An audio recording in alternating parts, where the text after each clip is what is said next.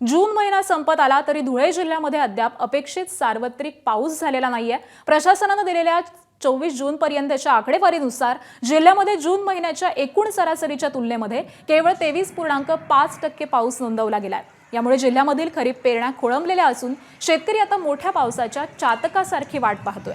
जिल्ह्यामध्ये सध्या पावसाची असमानता पाहायला मिळते। शिंदखेडा तालुक्यामध्ये सर्वाधिक 36.3% पाऊस झालेला असून साक्री तालुका अवघा 14.7% पावसासह सगळ्यात मागे। नाशिक विभागामध्ये सरासरी 25.6% पाऊस झालेला असताना धुळे जिल्हा 23.5%वरती थांबलाय आणि त्यामुळे आगामी काही दिवसांमध्ये दमदार पाऊस न झाल्यास खरीप हंगामावरती परिणाम होण्याची शक्यता व्यक्त होती आहे। बातमी नांदेडमधून मृग नक्षत्र संपलेलं आहे तरी नांदेडमध्ये म्हणावा तसा पाऊस झालेला नाहीये। अखेर रात्री वरुणराजाने जोरदार हजेरी लावली। अनेक दिवसांपासून ढगाळ वातावरण असल्यामुळे शेतकऱ्यांच्या नजरा या पावसाकडे लागलेल्या होत्या। अखेर पावसाने जोरदार हजेरी लावल्यामुळे शेतकरी वर्गामध्ये आनंदाचं वातावरण निर्माण झालंय। वर्ध्यात सलग दुसऱ्या दिवशीही पावसाने दमदार हजेरी लावली। जोरदार पडलेल्या पावसामुळे वातावरणामध्ये गारवा पसरलाय।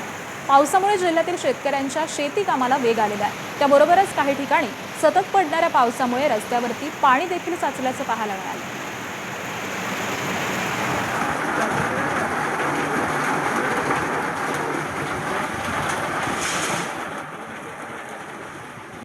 पुढची बातमी आहे गोंदियामधून। गोंदिया जिल्ह्यामध्ये ग्रामीण भागात अखेर पावसाने जोरदार हजेरी लावली आहे। अनेक दिवसांपासून पावसाच्या प्रतीक्षेत असलेल्या शेतकऱ्यांना यामुळे मोठा दिलासा मिळालेला आहे।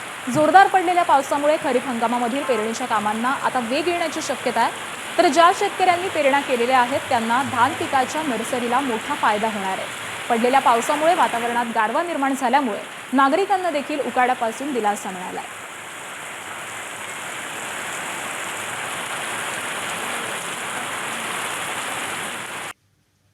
लातूर जिल्ह्यातील रेणापूर तालुक्यातून जाणाऱ्या राष्ट्रीय महामार्ग 361चं काम गेल्या अनेक वर्षांपासून संथ गतीने सुरू असल्यामुळे नागरिकांना मोठा त्रास सहन करावा लागतोय।